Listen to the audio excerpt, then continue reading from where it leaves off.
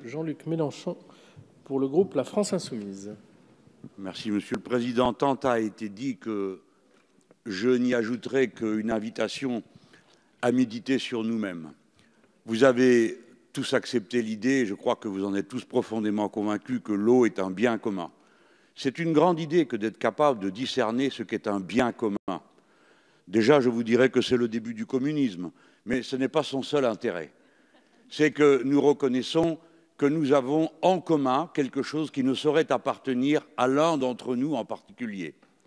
Dès lors, l'intérêt général commande une attention particulière, collective, pour ce bien commun.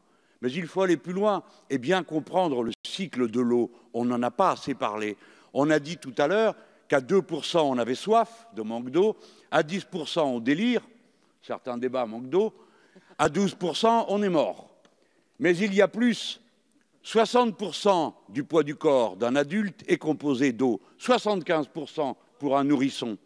La réalité de toute la biosphère est faite d'eau, si bien que les formes se répondent les unes aux autres. Et si vous êtes parfois surpris de voir dans un nuage telle ou telle autre forme de la vie, c'est que les nuages sont faits d'eau, comme toutes les formes de la vie dans la biosphère.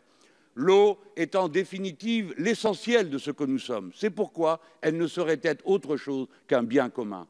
En 7 semaines, chaque être humain renouvelle toute la quantité d'eau qu'il a dans le corps.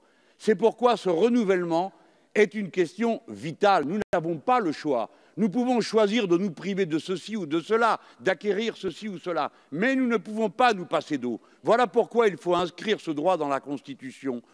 Vous avez évoqué l'ONU.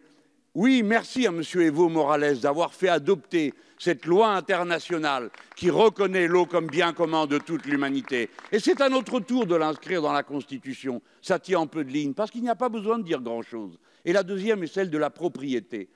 Quelqu'un s'est trompé tout à l'heure en croyant que nous proposons la gratuité de toute l'eau. Mais jamais de la vie. Nous sommes conscients du fait qu'il faut la produire, la transporter, l'économiser, ne pas la laisser se perdre, cela coûte. Mais nous sommes contre le fait que qui que ce soit puisse accumuler un profit, une rente sur l'eau, car c'est un enrichissement sans cause que de prendre ce qui appartient à tous pour le leur rendre parce qu'ils ne peuvent pas s'en passer.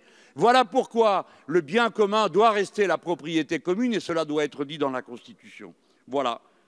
Il s'agit de passer d'une tarification marchande et capitaliste de l'eau à la tarification écologique respectueuse de l'eau et sociale respectueuse des personnes.